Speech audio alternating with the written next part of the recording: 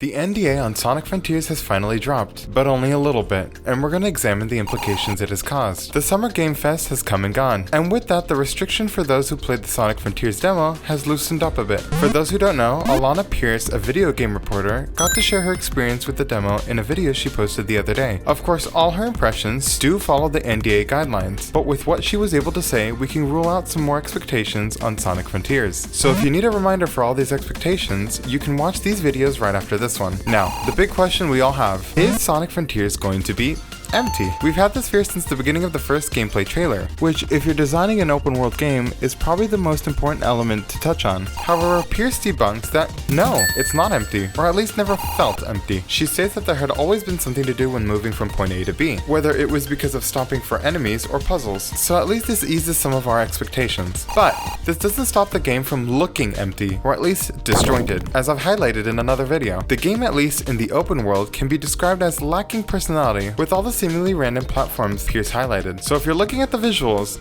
it's going to be passable at best. On the brighter side, the controls were responsive, and in turn, the flow with utilizing the controls to approach the combat was said to be very well designed and interesting, which means, for like the first time ever, combat in a Sonic game is actually going to be perceived well. So I cannot wait for that part. Now, the final major thing on our minds that we've been looking forward to, the story. Unfortunately though, nothing new was revealed to give us a more accurate prediction for it. Or was there? Let's take a look. We know that Sonic Frontiers was the only game during the Game Fest that had an NDA, which seems odd, and the story seemed to be the only thing that Allanah Pearce was not able to touch on. So what does this implication mean? It means that Sega is primarily focusing on keeping any story elements tightly locked up, which, if you were paying attention to Pearce's review, was the only thing that was hinted to be really compelling about the game, and unfortunately was the good thing that was held back by the NDA. I understand that Sega's going for an open world experience, but as stated in the review, it was the more lacking parts of the game. And honestly, if the one thing that's making your game shine is the story, then I don't understand why it's not the thing being marketed instead. Which begs the question, what side are we on? Is Zuka